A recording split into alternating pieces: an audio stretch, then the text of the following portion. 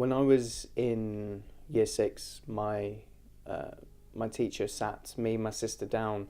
We thought we were in massive trouble. We didn't know what we'd done. And she told us very bluntly that our life would never be the same again. Okay. Do you like me, Billy? This is the true face of identity disorder. Nice. Can't pretend to be 18 if you're 8. This is my mother. Huh? Okay.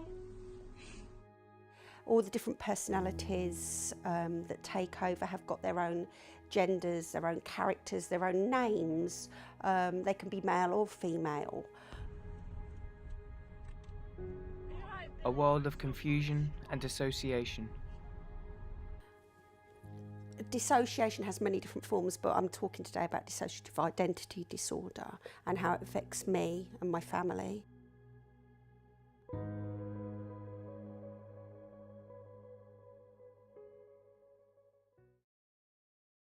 I wasn't aware of me being any different until I was about 15 years old, but I didn't actually get any, I didn't have any, what do you call it, connection with mental health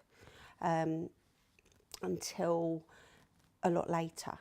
So even though I was aware I was different, I was self-harming, I was having a long periods of amnesia.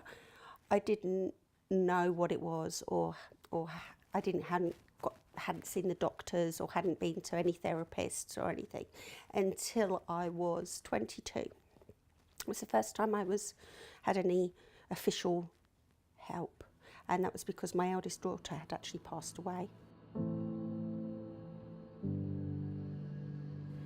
And that's when I started having bereavement counselling, and that was when it was diagnosed, because obviously then they saw different situations with me and realising that the trauma of that had also were triggers then for the D.I.D to happen. Can't pretend to be 18 if you're 8. Huh? Okay. Sometimes I get an out-of-body type of sensation where I'm looking down at a situation but I can't control it. I have no control. I'm just watching it from afar going on. That's, I think, the main gist of what I've been told myself by therapists, by my psychiatrist, what D.I.D is. I've got another diagnosis of emotionally unstable personality disorder, and that is believed, dissociation tends to be part of one of the subgroups of the personality disorder as well that I have. Okay. Do you like me, Billy? Wait, do you like me? Nice. But everyday life is a trigger for me at the moment. Especially at the moment because I'm going through therapy, so I can tend to, because I'm having to talk about my past, it can be, that's a trigger in general. To try and understand my mum's disorder, I wanted to speak to an expert in the field of D.I.D, and maybe even understand the condition I always thought I knew. An alter is a name that's used besides personality. I suppose it comes from alternative, which is quite helpful really, because the idea that there are different parts of someone with D.I.D is very important to understand, but it's also very important to understand that they're all part of one person. So I'm going to talk about Billy, and then Lucy, and then Sally. Billy is a young boy, a very young boy. I've always believed him to be sort of about 6 years old. He loves farm animals, he loves haystacks, and he always has a dinosaur on. He sees anything exciting, anything that he wants to play with or do, and then he will want to take the limelight. It's fairly common for people to have child alters, and the reason for that is to do with what is behind DID, what is underneath DID, where does it come from? Well, it's very much associated with early experiences of trauma.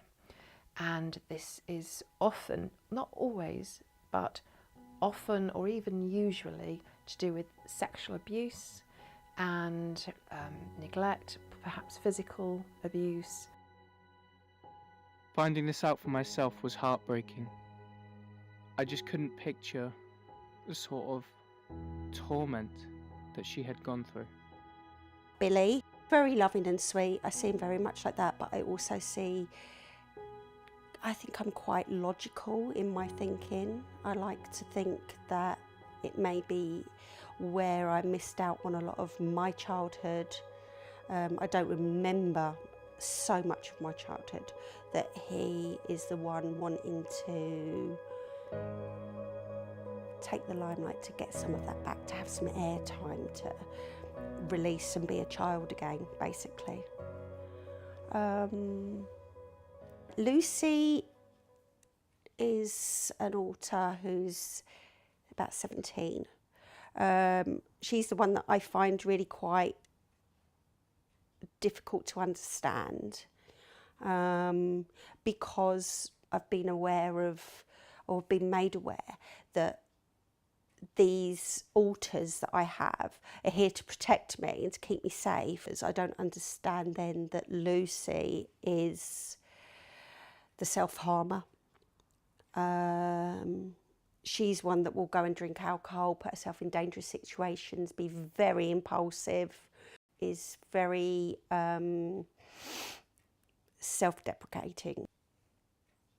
She is probably the teen that I was, really, when I look back over time. But that way then I can't understand why she's here now, why she still comes out, because they're supposed to be protectors. That's what I was made aware of. They're all supposed to protect, and yet Lucy doesn't. They're struggling with what it means to be used, badly used by somebody else, like an object very often. And so there's a very poor sense of self-worth, usually, very low self-esteem. A woman as beautiful and as kind as my mother being taken for nothing more than an object. It truly was heartbreaking. And last but not least, we'll talk about, what one should we talk about? We'll talk about Sally. Sally is a real character. Totally different to me. She's very motherly, but from what my family have told me, has a fantastic South American accent, which I cannot do to save my life. She's always comforting Billy within my mind. She's, she's the one who gives him the cuddles and reassurance.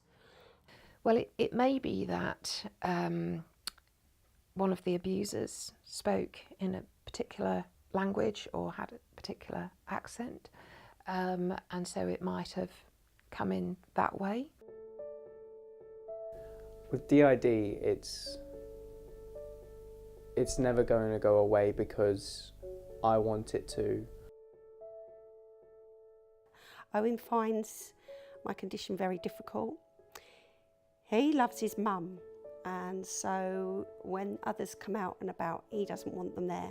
Obviously, they're not his mum, and he'll take himself away or not deal with it.